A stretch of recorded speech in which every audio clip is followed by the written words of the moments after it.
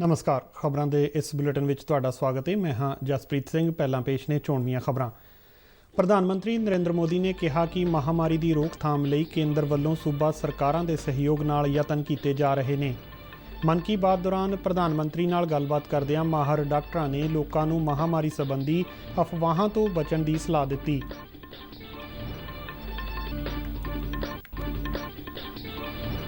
प्रधानमंत्री ने स्पष्ट किया कि सरकार वालों चलाई जा रही मुफ्त टीकाकरण मुहिम इसे तरह जारी रहेगी। प्रधानमंत्री ने सूबा सरकारां नूं टीकाकरण का लाभ वध तो वध लोकां तक पहुँचाउण की अपील की। उन्हां योग लाभपात्रियां नूं टीकाकरण करवाउण अते महामारी खिलाफ सावधानी वरतण लई कहा।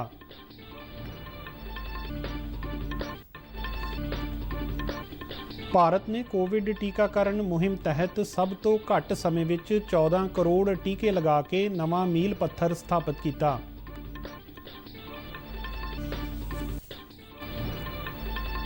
जैन धर्म के 24वें तीर्थंकर भगवान महावीर की जयंती अज देश भर विच मनाई जा रही है। ते हुण खबरां विस्तार नाल। प्रधानमंत्री नरेंद्र मोदी ने कहा कि भारत सरकार कोरोना महामारी की दूजी लहर का मजबूती नाल टाकरा करन लई सूबा सरकारां दे सहयोग नाल यतन कर रही है।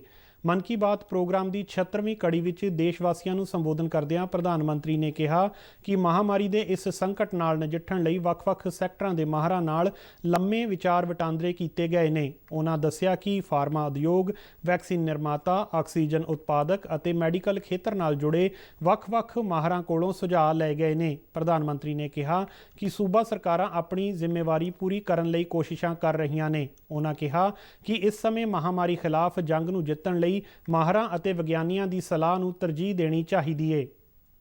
बीते दिनों इस संकट से निपटने के लिए मेरी अलग अलग सेक्टर्स के एक्सपर्ट्स के साथ, विशेषज्ञों के साथ लंबी चर्चा हुई है। हमारी फार्मा इंडस्ट्री के लोग हों, वैक्सीन मैन्युफैक्चरर्स हों, ऑक्सीजन के प्रोडक्शन से जुड़े लोग हों या फिर मेडिकल फील्ड के जानकार, उन्होंने अपने महत्वपूर्ण सुझाव सरकार को दिए हैं। इस समय हमें इस लड़ाई को जीतने के लिए एक्सपर्ट्स और वैज्ञानिक सलाह को प्राथमिकता देनी है। प्रोग्राम दौरान प्रधानमंत्री नाल गल करदिआं मुंबई के प्रसिद्ध डॉक्टर शशांक जोशी ने कोरोना महामारी संबंधी कई पहलुआं ते चानना पाया। डॉक्टर शशांक ने कहा कि महामारी की दूजी लहर विच वायरस का फैलाव तेजी नाल हो रहा है, पर नाल ही तेज़ रफ्तार नाल हो रही रिकवरी अते घट मौत दर चंगे संकेत ने। उन्हां लोकां नूं वायरस के बदले हुए रूप तो ना घबराउण की अपील की। डॉक्टर शशांक ने कहा कि एक मरीज़ लई महामारी का समा 14 तो 21 दिन का हुंदा है, जिस दौरान डॉक्टर तो सलाह लैनी चाहिदी है। उन्हां दस्सिआ कि सही अते सस्तियां दवाइयां नाल भी कोविड-19 महामारी तो सेहतयाब होया जा सकदा है। डॉक्टर शशांक ने दस्सिआ कि 98% लोग आम दवाइयां नाल ही ठीक हो जांदे ने, पर इस समय मानसिक तौर ते सकारात्मक रहण दी वधेरे लोड़ है। दूसरी बाढ़ आई है, ये तेजी से आई है, तो जितनी पहली बाढ़ थी उससे ये वायरस ज्यादा तेज चल रहा है। लेकिन अच्छी बात यह है कि उससे ज्यादा रफ्तार से रिकवरी भी है और मृत्यु दर काफी कम है। इसमें 2-3 फर्क है। पहली तो ये युवाओं में और बच्चों में भी थोड़ा दिखाई दे रहा है। उसके जो लक्षण है, पहले जैसे लक्षण थे, सांस चढ़ना, सूखा खांसी आना, बुखार आना, ये तो सब है ही, और उसके साथ थोड़ा गंध जाना, स्वाद चला जाना, ये भी है। और लोग थोड़े भयभीत हुए। भयभीत होने की बिल्कुल जरूरत नहीं है। 80-90% लोगों में इसमें कोई भी लक्षण नहीं दिखाई देते हैं। ये म्यूटेशन जो बोलते हैं, घबराने की बात नहीं है। ये म्यूटेशन होते रहते हैं। जैसे हम कपड़े बदलते हैं, वैसे वायरस भी अपना रंग बदल रहा है।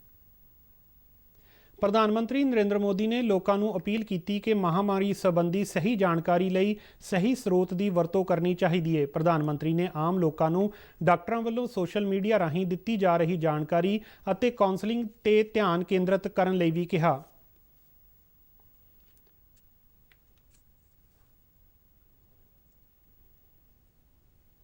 ਮਨ ਕੀ ਬਾਤ ਦੌਰਾਨ ਪ੍ਰਧਾਨ ਮੰਤਰੀ ਨਾਲ ਗੱਲ ਕਰਦਿਆਂ ਸ੍ਰੀਨਗਰ ਤੋਂ ਡਾਕਟਰ ਨਾਵੀਦ ਨਾਜ਼ੀਰ ਸ਼ਾਹ ਨੇ ਕਿਹਾ ਕਿ ਮਹਾਮਾਰੀ ਦੀ ਰੋਕਥਾਮ ਵਿੱਚ ਟੀਕਾਕਰਨ ਦੀ ਬਹੁਤ ਹੀ ਮਹੱਤਵਪੂਰਨ ਭੂਮਿਕਾ ਹੈ। ਉਹਨਾਂ ਕਿਹਾ ਕਿ ਵੈਕਸੀਨ ਸੰਬੰਧੀ ਫੈਲਾਈਆਂ ਗਈਆਂ ਅਫਵਾਹਾਂ ਤੇ ਧਿਆਨ ਦੇਣ ਤੋਂ ਬਿਨਾਂ ਟੀਕਾਕਰਨ ਕਰਵਾਉਣਾ ਚਾਹੀਦਾ ਹੈ। ਡਾਕਟਰ ਨਾਵੀਦ ਨੇ ਦੱਸਿਆ ਕਿ ਵੈਕਸੀਨ ਲਗਵਾਉਣ ਵਾਲੇ ਲੋਕਾਂ ਵਿੱਚ ਬਿਮਾਰੀ ਦੀ ਗੰਭੀਰਤਾ ਦੂਜੇ ਮਰੀਜ਼ਾਂ ਨਾਲੋਂ ਕਿਤੇ ਘੱਟ ਹੁੰਦੀ ਹੈ, ਜਿਸ ਕਾਰਨ ਇਹ ਮਹਾਮਾਰੀ ਜਾਨਲੇਵਾ ਸਾਬਤ ਨਹੀਂ ਹੁੰਦੀ। ਡਾਕਟਰ ਨਾਵੀਦ ਨੇ ਦੱਸਿਆ ਕਿ ਜੰਮੂ ਕਸ਼ਮੀਰ ਵਿੱਚ 15 ਤੋਂ 16 ਲੱਖ ਲੋਕਾਂ ਵੱਲੋਂ ਕੋਵਿਡ ਟੀਕਾਕਰਨ ਕਰਵਾਇਆ ਜਾ ਚੁੱਕਾ ਹੈ ਅਤੇ ਅਜੇ ਤੱਕ ਵੈਕਸੀਨ ਦੇ ਮਾੜੇ ਪ੍ਰਭਾਵਾਂ ਦਾ ਕੋਈ ਵੀ ਮਾਮਲਾ ਸਾਹਮਣੇ नहीं आया। का माहौल था, लोगों में तो था ही। वो समझते थे शायद कोविड का इन्फेक्शन किसी को हो जाता है तो एक डेथ सेंटेंस माना जाएगा ये। और ऐसे ही जो हमारे अस्पतालों में डॉक्टर साहिबान या पैरामेडिकल स्टाफ काम करते थे, उनमें भी एक खौफ का माहौल था कि हम इन पेशेंट्स को कैसे फेस करेंगे, हमें इन्फेक्शन होने का खतरा नहीं है। लेकिन जो ही टाइम गुजरा हमने भी देखा कि अगर पूरी तरीके से हम जो प्रोटेक्टिव गियर पहने और एहतियाती तदाबीर जो है उन पे अमल करें तो हम भी सेफ रह सकते हैं और हमारा जो बाकी स्टाफ है वो भी सेफ रह सकता है। ਟੀਕਾਕਰਨ ਮੁਹਿੰਮ ਬਾਰੇ ਗੱਲ ਕਰਦਿਆਂ ਪ੍ਰਧਾਨ ਮੰਤਰੀ ਨੇ ਕਿਹਾ ਕਿ ਇਸ ਸੰਕਟ ਦੀ ਘੜੀ ਵਿੱਚ ਸਾਰਿਆਂ ਨੂੰ ਵੈਕਸੀਨ ਦੀ ਅਹਿਮੀਅਤ ਦਾ ਪਤਾ ਲੱਗ ਰਿਹਾ ਹੈ। ਉਹਨਾਂ ਵੈਕਸੀਨ ਸੰਬੰਧੀ ਕੋਈ ਵੀ ਅਫਵਾਹ ਨਾ ਫੈਲਾਉਣ ਦੀ ਅਪੀਲ ਕੀਤੀ। ਪ੍ਰਧਾਨ ਮੰਤਰੀ ਨੇ ਸਪਸ਼ਟ ਕੀਤਾ ਹੈ ਕਿ ਭਾਰਤ ਸਰਕਾਰ ਵੱਲੋਂ ਮੁਫਤ ਟੀਕਾਕਰਨ ਦਾ ਜੋ ਪ੍ਰੋਗਰਾਮ ਚਲਾਇਆ ਜਾ ਰਿਹਾ ਹੈ ਉਹ ਅੱਗੇ ਵੀ ਚੱਲਦਾ ਰਹੇਗਾ। ਉਹਨਾਂ ਸੂਬਾ ਸਰਕਾਰਾਂ ਨੂੰ ਮੁਫਤ ਟੀਕਾਕਰਨ ਅਭਿਆਨ ਦਾ ਲਾਭ ਵੱਧ ਤੋਂ ਵੱਧ ਲੋਕਾਂ ਤੱਕ ਪਹੁੰਚਾਉਣ ਦੀ ਅਪੀਲ ਕੀਤੀ। भारत सरकार की तरफ से मुफ्त वैक्सीन का जो कार्यक्रम अभी चल रहा है वो आगे भी चलता रहेगा। मेरा राज्यों से भी आग्रह है कि वो भारत सरकार के इस मुफ्त वैक्सीन अभियान का लाभ अपने राज्य के ज्यादा से ज्यादा लोगों तक पहुंचाएं। ਪ੍ਰਧਾਨ ਮੰਤਰੀ ਨੇ ਮਨ ਕੀ ਬਾਤ ਪ੍ਰੋਗਰਾਮ ਵਿੱਚ ਮਹਾਮਾਰੀ ਦੀ ਰੋਕਥਾਮ ਵਿੱਚ ਜੁਟੇ ਹੋਰਨਾਂ ਸਿਹਤ ਸੰਭਾਲ ਕਰਮਚਾਰੀਆਂ ਨਾਲ ਵੀ ਗੱਲਬਾਤ ਕੀਤੀ। ਇਸ ਤੋਂ ਇਲਾਵਾ ਪ੍ਰਧਾਨ ਮੰਤਰੀ ਨੇ ਕੋਵਿਡ-19 ਨੂੰ ਮਾਤ ਦੇਣ ਵਾਲੀ ਇੱਕ ਮਹਿਲਾ ਨਾਲ ਗੱਲਬਾਤ ਦੇ ਅੰਸ਼ ਵੀ ਸਰੋਤਿਆਂ ਨਾਲ ਸਾਂਝੇ ਕੀਤੇ।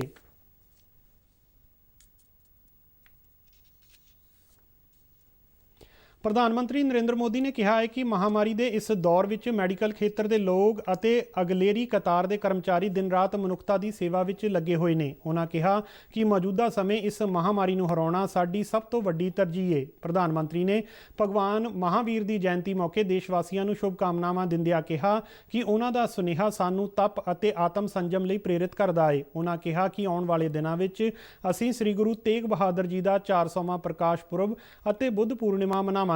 ਪ੍ਰਧਾਨ ਮੰਤਰੀ ਨੇ ਕਿਹਾ ਕਿ ਇਹ ਸਾਰੇ ਦਿਹਾੜੇ ਸਾਨੂੰ ਆਪਣੇ ਫਰਜ਼ਾਂ ਨੂੰ ਨਿਭਾਉਣ ਦੀ ਪ੍ਰੇਰਣਾ ਦਿੰਦੇ ਨੇ। ਪ੍ਰੋਗਰਾਮ ਦੇ ਅੰਤ ਵਿੱਚ ਪ੍ਰਧਾਨ ਮੰਤਰੀ ਨੇ ਮਹਾਮਾਰੀ ਦੇ ਇਸ ਸੰਕਟ ਤੋਂ ਮੁਕਤ ਹੋ ਕੇ ਭਵਿੱਖ ਦੇ ਰਾਹ ਤੇ ਤੇਜ਼ੀ ਨਾਲ ਅੱਗੇ ਵਧਣ ਦੀ ਕਾਮਨਾ ਕੀਤੀ।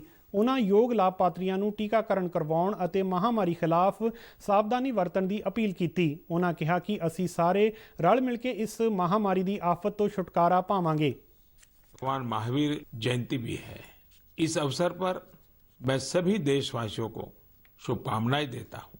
भगवान महावीर के संदेश हमें तप और आत्म संयम की प्रेरणा देते हैं।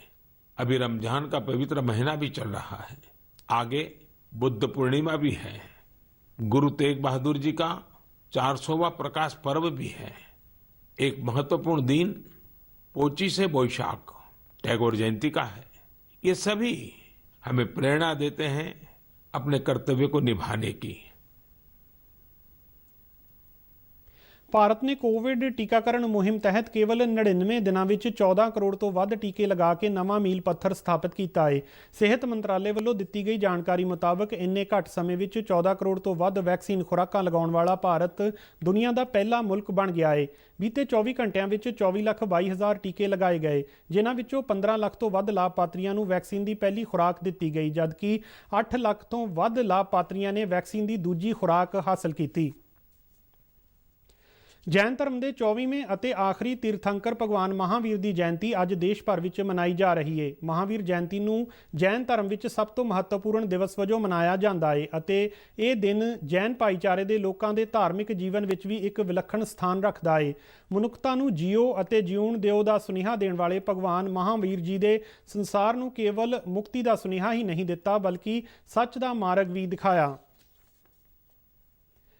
ਡੀਡੀ ਪੰਜਾਬੀ ਦੇ ਖਬਰਾਂ ਦੇ ਬੁਲੇਟਿਨ ਸਾਡੇ ਦਰਸ਼ਕ YouTube channel RNU DDK Jalandhar ਤੇ ਵੀ ਦੇਖ ਸਕਦੇ ਨੇ ਅਤੇ ਇਹ ਬੁਲੇਟਿਨ RNU ਜਲੰਧਰ ਦੇ ਟਵਿੱਟਰ ਹੈਂਡਲ ਅਤੇ Facebook ਪੇਜ ਤੇ ਉਪਲਬਧ ਨੇ। ਇਸ ਦੇ ਨਾਲ ਹੀ ਖਬਰਾਂ ਦਾ ਬੁਲੇਟਿਨ ਖਤਮ ਹੁੰਦਾ ਹੈ। ਨਮਸਕਾਰ।